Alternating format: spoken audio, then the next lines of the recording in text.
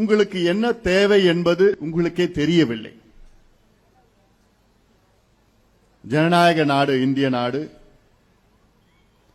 உங்களுக்கு நல்லது செய்கிறவர்களை நீங்கள் தேர்வு செய்ய வேண்டும்.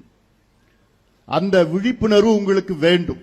இவ்வளவு காலமாக ஏதோ இந்த சின்னத்தை பார்த்து இல்ல இந்த கட்சியை பார்த்து நாம் வாக்களித்துக் கொண்டிருக்கின்றோம். நல்ல தலைவர்களை பார்த்து அல்ல, நல்ல திட்டங்களை பார்த்து அல்ல.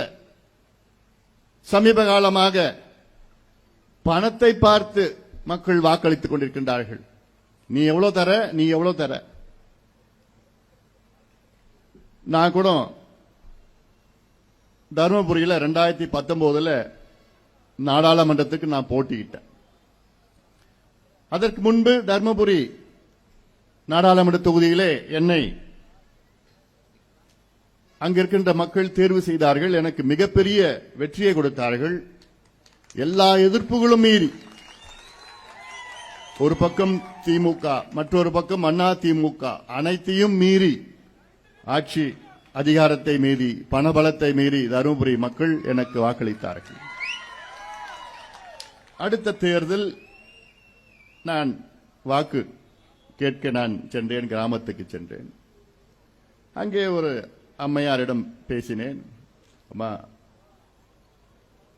உங்க பிள்ளைய நிச்சயமாக எங்களுக்கு நீங்க வாக்களியுங்கள், எங்களை வெற்றி பெற செய்யுங்கள், உங்கள் பிள்ளைக்கு நல்ல இலவச கல்வியை தருகின்றேன்.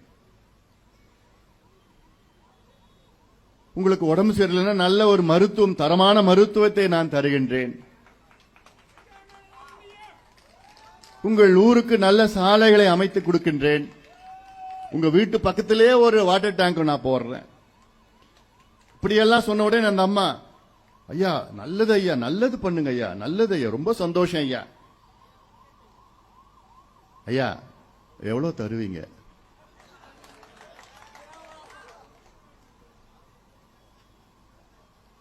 இந்த மனநிலையில் தான் இன்று தமிழக மக்கள் இருக்கின்றார்கள். இதை மாற்றி அமைப்பதற்காகத்தான் இந்த கூட்டம் அரசியல் விழிப்புணர்வு கூட்டம். மக்கள் நீங்கள் விழித்துக் கொள்ள வேண்டும். இன்னும் எத்தனை காலம் இப்படி இருப்பீர்கள்? சிந்திக்காமல் இருப்பீர்கள். சிந்திக்க வேண்டும், சிந்திக்க தொடங்குங்கள். குறிப்பாக இளைஞர்கள். இளைஞர்கள் எல்லாம் தலையை குனிஞ்சிட்டு தான் நடந்துட்டு இருக்கான். தமிழ்நாட்டில் மட்டும், இந்தியா முழுவதும் தலையை நிமிர்றது கிடையாது. அந்த போனை பார்த்து குனிஞ்சிட்டே நடக்கிறான்.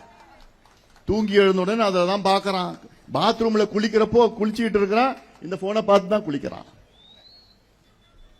சாப்பிட்றப்போ இந்த போனை பார்த்து தான் சாப்பிட்றான்.